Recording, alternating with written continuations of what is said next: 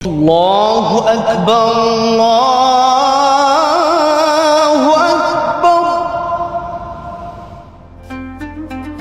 বাংলাদেশের জাতীয় মসজিদ বাইতুল মোকাররম, পবিত্র ঘর। ঢাকার প্রাণকেন্দ্রে দাঁড়িয়ে থাকা এই মসজিদ শুধু একটি ইবাদতখানা নয়, এটি বাঙালি মুসলমানদের ইতিহাস ও ঐতিহ্যের সাক্ষী। এই মসজিদ ঘিরেও রয়েছে অজানা তথ্য। আপনি জানেন কি, এই মসজিদের নিচে চাপা পড়ে আছে এক বিশাল পুকুর। 1959 সালের আগে এখানে ছিল পল্টন পুকুর। চারপাশে সবুজ, জেলেদের নৌকা এবং পুকুর পাড়ে মানুষের আনাগোনা। সেই পুকুর ভরাট করেই গড়ে তোলা হয়েছে এই স্থাপনা। উদ্যোক্তা ছিলেন শিল্পপতি আব্দুল লতিফ ইব্রাহিম ভাবওয়ানি। তিনি চেয়েছিলেন ঢাকায় একটি গ্র্যান্ড মসজিদ হোক। নকশা আঁকার দায়িত্ব দেওয়া হয় মুম্বাইয়ের খ্যাতনামা স্থপতি আব্দুল হোসেন থারিয়ানিকে। তিনি এক অভিনব সিদ্ধান্ত নিলেন। পৃথিবীর সব মসজিদে গম্বুজ থাকলেও এই মসজিদে রাখলেন না কোনো গম্বুজ, কারণ তিনি মডেল হিসেবে বেছে নিলেন পবিত্র কাবা শরীফকে। বর্গাকার কাঠামো, চার দেয়াল, খোলা চত্বর, কি সৌন্দর্যের নৈপুণ্যে আঁকা বাইতুল মোকাররম।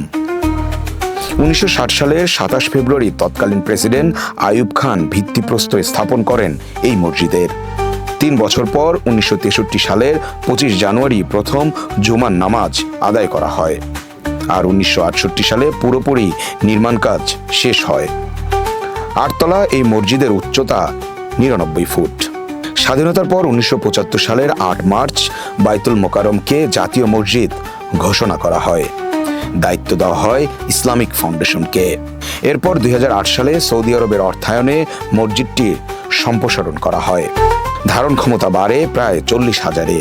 নারীদের জন্য পৃথক নামাজের ব্যবস্থাও করা হয় 3 তলায়। শুধু ইবাদতখানা নয়, বাণিজ্যের কেন্দ্রও বটে এই মসজিদ।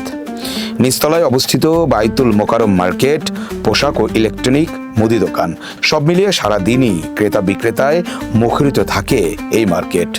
মসজিদের আয়ের অন্যতম উৎস এই বাণিজ্যিক ভবন। এই মসজিদের খতিব হিসেবে দায়িত্ব পালন করেছেন অনেক গুণীজন।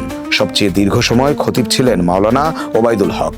1984 সাল থেকে 2007 সাল পর্যন্ত 23 বছর তিনি দায়িত্বে ছিলেন।